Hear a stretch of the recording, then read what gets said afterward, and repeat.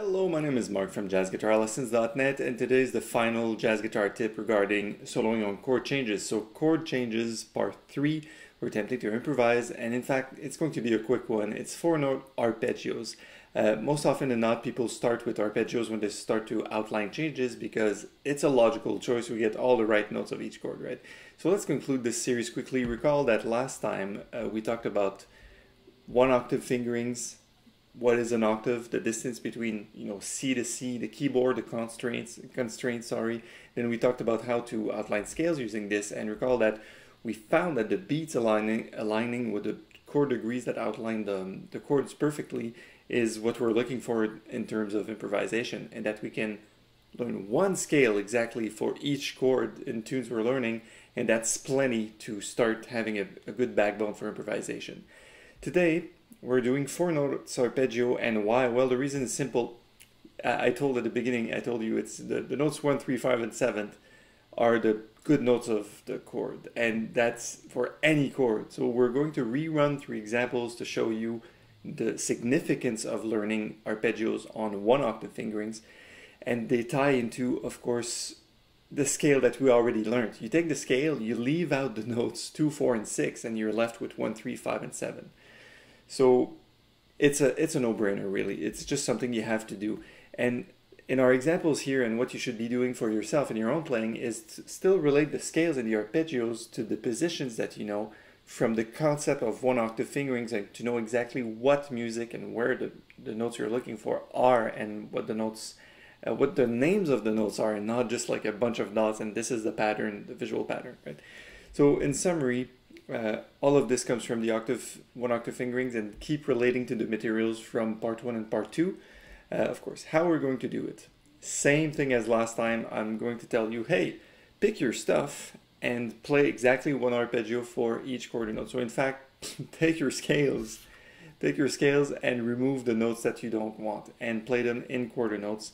Indeed, we're going to look at the 2-5-1 once again in the key of C major, which is the same one from last time.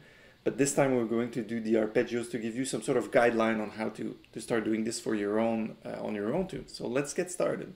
4-note arpeggios on the 2-5-1 in C major.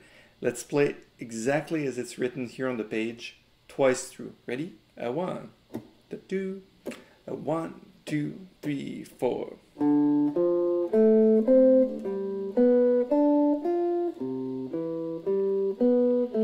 Again.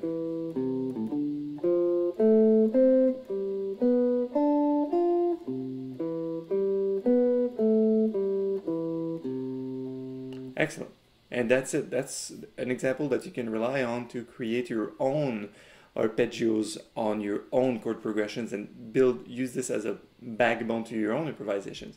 So once again, if you like this concept of outlining chord changes with scales and arpeggios, and now with the arpeggios that we just saw, there's a Painless scale positions course, which is a monster course with videos, assignments, and there's arpeggio outlines for 2-5-1s in all keys, in all positions, and you see throughout the course we make sure that this ties in perfectly all together, even with chord shapes. So you have chord shapes, scales, modes, arpeggios in all keys for the 2-5-1, on top of all the other stuff that you see through the assignments. So really, it's a really complete course for all levels, and that has been tested and true with a lot of students so far on the internet. All right, so I'm going to let you go, but up next we still have more tips coming up. So once again, what you should be doing on your own between now and then is to redo the process and use 1 arpeggio per chord on your tunes.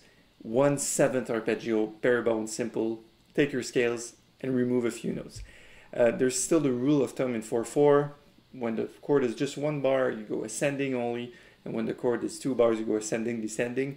Never mind the C6, the C major 6 I used on the previous slide. Just let it go. Do as you wish, as long as you play in quarter notes and as long as you play the good notes in the right place. All right, so I'm Marc from JazzGuitarLessons.net. Improve your jazz guitar playing with a real teacher, and I'll see you in the next jazz guitar tip. Take care.